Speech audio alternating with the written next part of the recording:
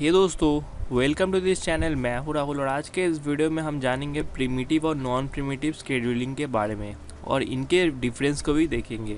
तो ये एक ओएस का सीरीज चल रहा है, तो अगर आपको सारे वीडियोस देखना तो आई बटन को चेकआउट कर सकते हैं। तो चलिए देख लिया जाए।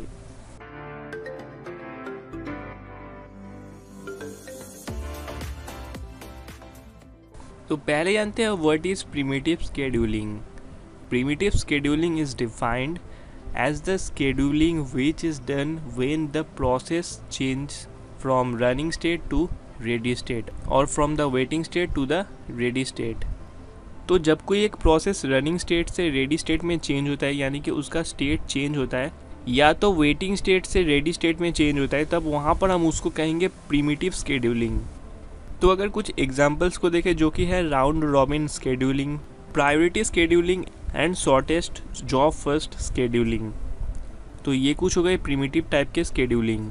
अब अगर नॉन प्रिमिटिव टाइप के स्केड्यूलिंग की बात करें, non primitive scheduling is used when a process terminate और a process switches from running to waiting state. तो जब कोई प्रोसेस रनिंग से वेटिंग स्टेट में स्विच करता है, तब उस टाइम पे हम उसे कहेंगे non primitive scheduling. In this scheduling, once the resources are allocated to a process, the process holds the CPU until it get terminated or it reached a waiting state। तो non primitive type की जो scheduling है वो है shortest job first scheduling. अब अगर primitive और non primitive type के स्केड्यूलिंग के डिफरेंस को देखें, तो पहला जो डिफरेंस है, in primitive scheduling the process can be interrupted in between, but in non-primitive scheduling process cannot be interrupted until it terminate itself or its time is up। तो primitive scheduling के अंदर जब कोई एक प्रोसेस को processor के पास allocate कर दी जाता है, तो वहाँ पर उसके रनिंग फेज में, यानी कि उसके एग्जीक्यूशन के टाइम पे कोई भी दूसरा प्रोसेस उसके एग्जीक्यूशन में इंटरफेयर कर सकता है।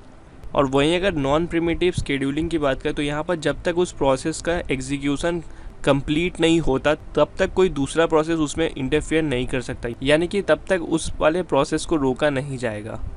अब जो सेकेंड डिफरेंस है, in primitive scheduling if a process having high priority frequently arrive in the ready queue, the low priority process में starve. And in non primitive scheduling if a process with long burst time is running CPU, then later coming process with less CPU burst time may serve। तो जैसे कि scheduling में बहुत सारे multiple processes एक line में रहते हैं, जो कि एक के बाद एक एग्जीक्यूट होते रहते हैं। ये जो लाइन होता है ये एग्जीक्यूशन के लिए होता है, यानी कि जिस प्रोसेस का बारी पहले आएगा वो पहले एग्जीक्यूट होगा। तो यहाँ पर प्रिमिटिव स्केड्यूलिंग में जब कोई एक प्रोसेस को हाई प्रायोरिटी के साथ एलोकेट किया जाता है प्रोसेसर को, तो वहाँ पर वो अगर रन होने में ज़्यादा टाइम वगैरह लगाता है या तो ज़्यादा रिसोर्सेज का यूज़ कर लेता है, तो वहाँ पर उसके अगले जो प्रोसेसेस होते हैं उनको चांस नहीं भी मिल सकता है, यानी कि उनको एग्जीक्यूट नहीं भी किया जा सकता है। लेकिन वहीं अगर नॉन प्रिमिटिव स्केड्यूलिंग की बात करें, तो यहाँ पर जो पहला प्रोसेस है वो अगर ज़्यादा टाइम लगा रहा है एग्जीक्यूट होने में, जो पहला प्रोसेस एक्स्ट्रा टाइम लगाया है वो टाइम उसके बाद वाले प्रोसेस के टाइम से काट के उसको बाकी का टाइम एलोकेट किया जाएगा, यानी कि उसको लेस CPU बर्स्ट टाइम दिया जाएगा। सपोज़ अगर यहाँ पर एक डायग्राम से देखें, तो यहाँ पर ये 5 प्रोसेसेस हैं। पहला जो प्रोसेस है, अगर ये हाई प्रायोरिटी प्रोसेस है, अगर इसको एग्जीक्यूट करने में ज़्यादा टाइम और रिसोर्सेज का यूज़ हो रहा है, तो प्रिमिटिव स्केड्यूलिंग में क्या होगा, तो जो नेक्स्ट प्रोसेस है उसको रन नहीं किया जाएगा।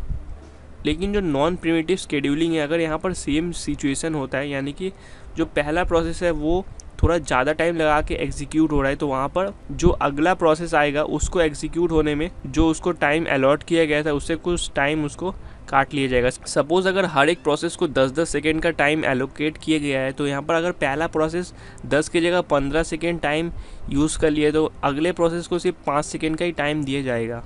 अब जो थर्ड डिफरेंस है, primitive scheduling is flexible and non primitive scheduling is rigid. तो यहाँ पर हमको फ्लेक्सिबिलिटी का सपोर्ट मिलता है प्रिमिटिव स्केड्यूलिंग के अंदर, लेकिन वो हमको नॉन प्रिमिटिव स्केड्यूलिंग में देखने को नहीं मिलता। तो फिलहाल के इस वीडियो में इतना ही। हमने प्रिमिटिव और नॉन प्रिमिटिव स्केड्यूलिंग के बारे में जाना। तो अगर आपको ये वीडियो पसंद आया हो, वीडियो को लाइक करना मत भूलिए, चैनल को सब्सक्राइब कर लीजिए और भी इंटरेस्टिंग वीडियोस देखने के लिए। थैंक यू दोस्तों वीडियो को देखने के लिए। हम फिर मिलेंगे अपने अगले वीडियो में।